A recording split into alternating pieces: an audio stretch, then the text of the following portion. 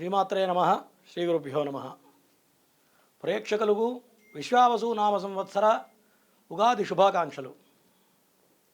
ధ్యానం వందే శంభౌమాపతిం సురగురుం వందే జగత్కారణం వందే పన్నగభూషణం మృగధరం వందే పశూనాం పతిం వందే సూర్యశశాంగవన్యనయనం వందే ముకుందప్రియం వందే భక్తజనాశ్రయం చ వరదం వందే శివం శంకరం. ముందుగా విశ్వావసు నామ సంవత్సరంలో మేషరాశి నుండి మీనరాశి వరకు ద్వాదశ రాశుల వాళ్ళకి ఈ కొత్త సంవత్సరం ఏప్రిల్ మాసంలో ఏ విధంగా ఉందో ఇప్పుడు చూసుకుందాం. ముందుగా మేషరాశి. ఈ మేషరాశి వారికి ఈ ఏప్రిల్ మాసంలో చాలా అద్భుతంగా ఉంది.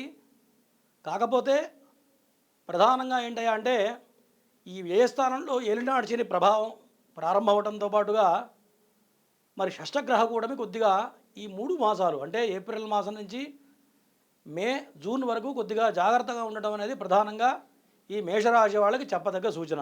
ఈ మేషరాశి వాళ్ళకి ఈ ఏప్రిల్ మాసంలో ఫైనాన్షియల్గా చాలా అద్భుతంగా ఉండబోతుంది. మరి ఎంత ఏలినాడు శని ప్రారంభమైనా మరి వ్యయస్థానంలో ఉండేటువంటి శని పెద్దగా ప్రభావం చూపించకపోవచ్చు. జన్మలగ్నంలో వచ్చినప్పుడే ఈ యొక్క శని ప్రభావం బలంగా ఉంటుంది. కాబట్టి ఈ మాసం ఏప్రిల్ మాసం ఈ యొక్క మేషరాశి వాళ్ళకి చాలా అనుకూలంగా ఉంది. ప్రధానంగా ఈ పంచమాధిపతి రవి జన్మ లగ్నంలో ఉండడం చేత చాలా అద్భుతంగా ఉంటుంది. సంతానపరంగా ఎటువంటి నిర్ణయాలు తీసుకున్నా కూడా ఈ మాసంలో చాలా అనుకూలంగా ఉండబోతుంది. మరి పిల్లల హయ్యర్ ఎడ్యుకేషన్లో కానివ్వండి, పిల్లలకు సంబంధించిన ఎటువంటి నిర్ణయాలు తీసుకున్నా ఈ మాసం మొత్తం కూడా చాలా అనుకూలంగా ఉంది. ఎందుకంటే రవి ఉచ్చస్థితిలో ఉండడం వల్ల చాలా విశేషమైనటువంటి ఫలం కలుగుతుంది. పైగా పంచమాధిపతి రవి అవ్వడం వల్ల, పంచమం అంటే లక్ష్మీ స్థానం కాబట్టి ఆ లక్ష్మీ స్థానాధిపతి మేషలగ్నంలో ఉండడం వల్ల ఈ మాసం మీరు ఏదైతే అనుకుంటారో మరి ధనపరంగా కానీ కుటుంబపరంగా కానీ అన్ని రకాలుగా ముఖ్యమైన నిర్ణయాలు ఏవి తీసుకున్నా సరే ఈ మాసంలో చాలా అనుకూలంగా ఉండబోతుంది ఈ యొక్క మేషరాశి వాళ్ళకి. అట్లాగే భాగ్యాధిపతి అయినటువంటి గురుడు ధనస్థానంలో ఉండడం కూడా ఇది ఒక మంచి యోగం. ఇటు పంచమస్థానంలో ఇటు పంచమాధిపతి అయినటువంటి రవి జన్మ లగ్నంలో ఉండటం, అట్లాగే భాగ్యాధిపతి అయినటువంటి బృహస్పతి గ్రహం మరి ధనస్థానంలో ఉండడం అనేది విశేషమైనటువంటి యోగాలు. మరి ఈ ధనయోగం వల్ల మరి ఎటువంటి నిర్ణయాలు తీసుకున్నా ఫైనాన్షియల్గా కానీ ఏదైనా ఇన్వెస్ట్మెంట్లలో కానీ మరి స్వగృహ ప్రాప్తి కోసం చేసే ప్రయత్నాల్లో కానివ్వండి, ఎటువంటి ప్రయత్నాలు చేసినా ఈ మాసం ఈ నూతన సంవత్సరంలో ఈ యొక్క ఏప్రిల్ మాసంలో ఏదైతే ప్రయత్నాలు చేయబోతున్నారో అవన్నీ కూడా సఫలీకృతం కాబోతున్నాయి. దాంట్లో అనుమానం లేదు. అదే కాకుండా సంతానం కోసం ప్రయత్నం చేసేవాళ్ళు మరి ఎప్పటి నుంచో సంతానం లేక రకరకాలుగా మెడికేషన్స్ వాడుతూ మరి ఎన్నో రకాల ఇబ్బందులు పడుతున్నటువంటి వ్యక్తులందరికీ కూడా ఈ యొక్క ఏప్రిల్ మాసంలో చాలా అనుకూలంగా ఉండబోతుంది. మీరు చేసే ప్రయత్నాలు మొత్తం కూడా సఫలీకృతం అవబోతున్నాయి, అందులో సందేహం లేదు. కాకపోతే ప్రధానంగా చెప్పదగ్గ సూచన ఏంటయ్యా అంటే అష్టమాధిపతి అయినటువంటి కుజగ్రహం నీచ స్థితిలో ఉండటం వల్ల కొంత కుటుంబపరమైన చికాకులు ఉండటం కానీ, మరి ఆరోగ్యపరంగా కొంత జాగ్రత్త అవసరం.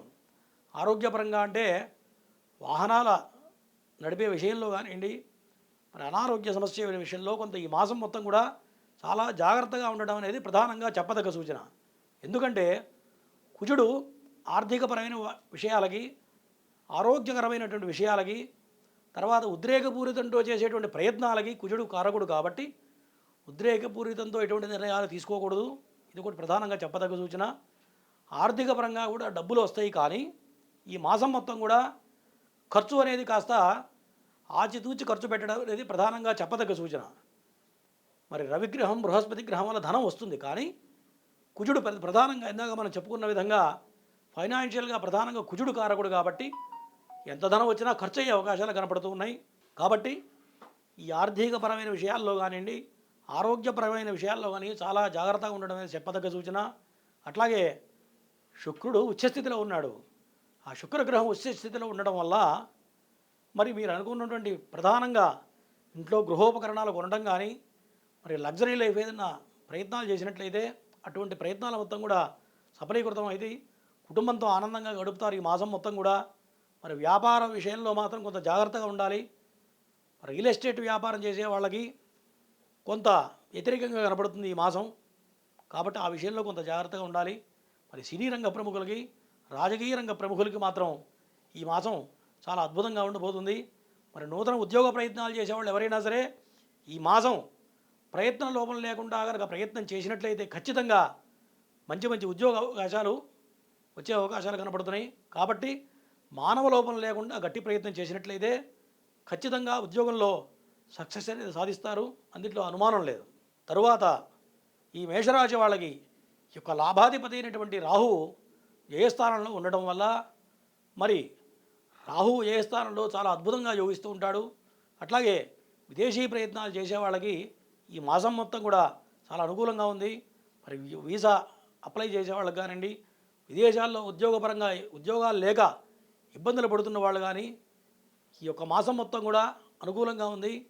మరి ఈ మాసంలో చేయకూడని పనులు ఏంటయ్యా అంటే కొంత అనుకోని కొన్ని మాటల వల్ల కొంత తలనొప్పి వచ్చే అవకాశాలు కనబడుతున్నాయి. అంటే మీరు ఏదైతే కొంత కోపతాపాలతో మాట్లాడతారో, కొంత అగ్రెసివ్నెస్ ఏదైతే ముందుకెళ్తుంటారో దానివల్ల కొన్ని తలనొప్పులు వచ్చే అవకాశాలు ఉన్నాయి.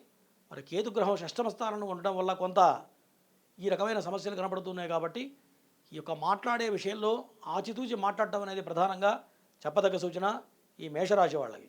మరి ఈ మేషరాశి వాళ్ళకి అనుకూలమైనటువంటి దైవం రాహుగ్రహం బాగుండటం వల్ల దుర్గాదేవి ఆరాధన చేయడం వల్ల ఈ మాసం మొత్తం కూడా చెడు ఫలితాలు తొలగిపోయి సర్వశుభాలు సంప్రాప్తమవుతాయి.